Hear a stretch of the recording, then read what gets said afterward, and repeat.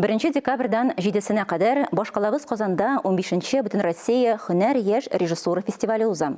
Бүген аның йомгаклау көне. Быел фестивальдә ничә театр коллективлары катнашты. Һәм нинди спектакльләр аеруча тамашачы күңеленә хуш килде. Катнашучылар үзара ничек тәҗрибә уртаклашты? Бу сорауларга җавап киләсе язмада. 15-нче юбилей һөнәр фестивалендә 15 театр катнашты. Тамашачыга 16 спектакль күрсәтелде. Быел фестивальнең географиясе киңәйтелгән. Татарстан Республикасы театрлары белән бер рәттән Красноярск, Алтай крае, Пермь өлкәсе, Удмуртия, Башкортстан, Чувашия Республикасы театр коллективлары да килгән иде.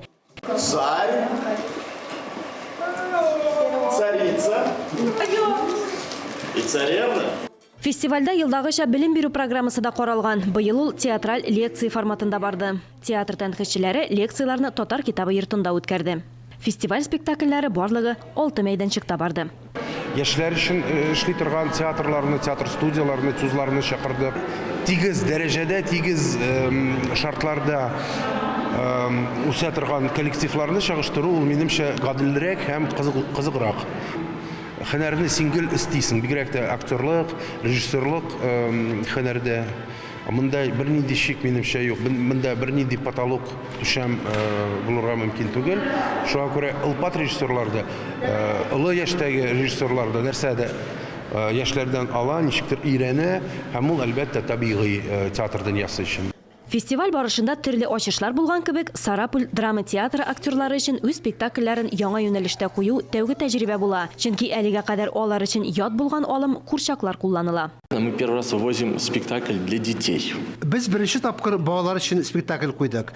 Өлешчә курчак, өлешчә предмет спектакле. Курчаклар белән эшләү безнең театр өчен беренче тәҗрибә. Балаларның спектакльгә бәясен һәм мөнәсәбәтен түземсезлек белән көтәбез. На наше мастерство и нашу фантазию. Огромная благодарность организаторам этого фестиваля. Оештыручыларга бик зур рәхмәт. Фестиваль югары дәрәҗәдә бара. Безгә бик ошый. Спектакльне бик җылы кабул итте тамашачы.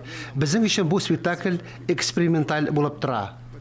Беренче елларда фестиваль режиссерлар өчен вакансиялар ярминкәсе ролен үтәсә, соңгы вакытта инде режиссер буларак өлгергән профессионалларның эшләре тәкъдим ителә. Театраль сезонның иң яхшы премьералары тамашачылар һәм театр тәнкыйтьчеләр тарафыннан каралды. Мәсәлән, Ачинск драма театры куйган беренче мәхәббәт спектаклендә артистлар белән бер рәттән Песида катнашты. Очень большое значение имеет он для артистов. Бу фестиваль артистлар өчен бик зур роль уйный. Алар үзләрен күрсәтә, башка театрлар, спектакльләр белән таныша. Фестивальнең программасы бик күләмле. Күп кенә тамашачылар өчен яшь режиссерлар үзләрен яңа яктан ача. Әсәрләргә карата мөнәсәбәтләре башка, үзенчәлекле, яңа.